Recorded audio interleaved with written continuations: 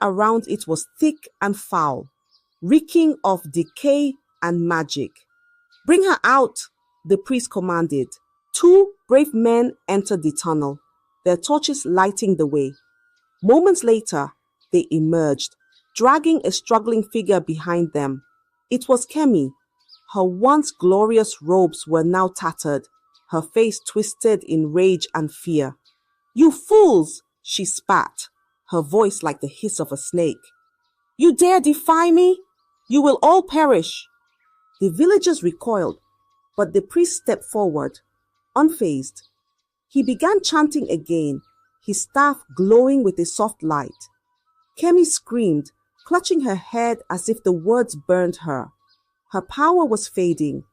One by one, the villagers stormed her lair, smashing the charms, candles, and strange artifacts scattered inside. Each item destroyed seemed to weaken Kemi further, her screams growing fainter.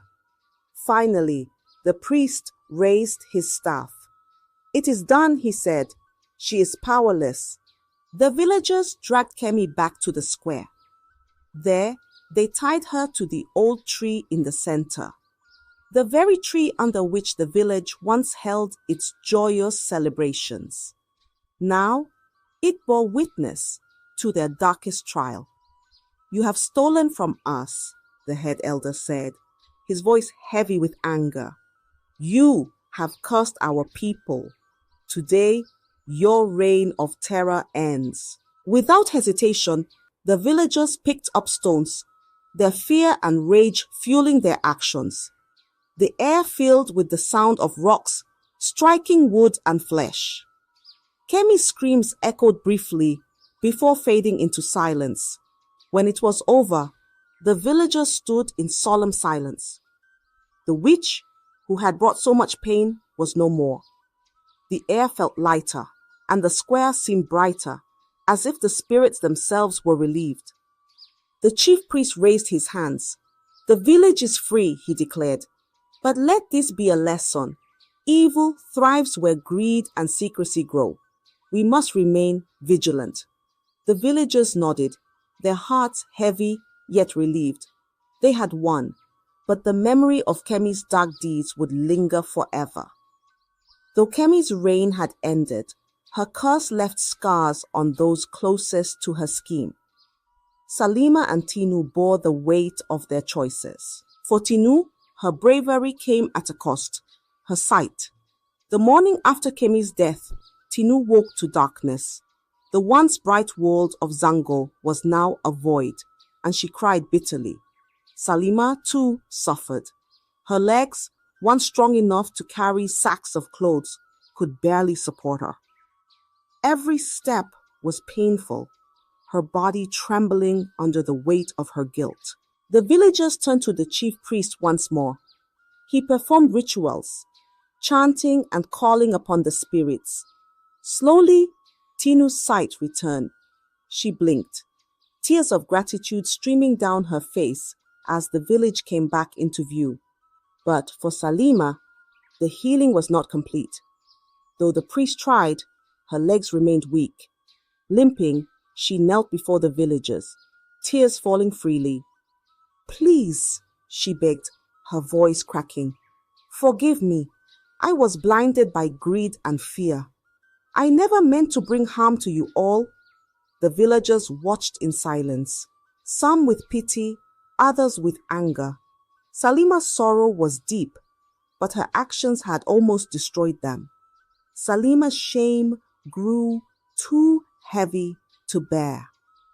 Though the villagers no longer cursed her name aloud, their cold stares and whispered words haunted her every step. She knew she could not stay. One morning, with nothing but a small bundle, Salima left Zango. She limped down the dusty road, her heart heavy. The village watched her go, their faces a mix of relief and sadness. Her name became a lesson, a warning of what could happen when desperation meets deceit. Parents told their children of Salima, the woman who traded their safety for riches.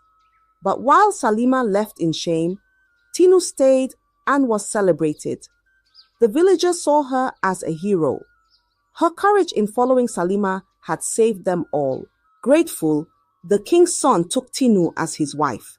The village rejoiced, their hearts lifted by the union. Tinu's bravery was rewarded, and she became a symbol of strength and resilience. The story of Salima and the stolen panties became legend. Around fires and under the moonlit skies, elders told the tale to children, warning them of the dangers of greed and hidden evil. Remember, they'd say, evil often comes in the guise of opportunity. Though Zango returned to peace, the memory of those dark days lingered. The villagers stayed wary of strange trades and mysterious figures. Salima's name lived on, not as a curse, but as a reminder of lessons learned.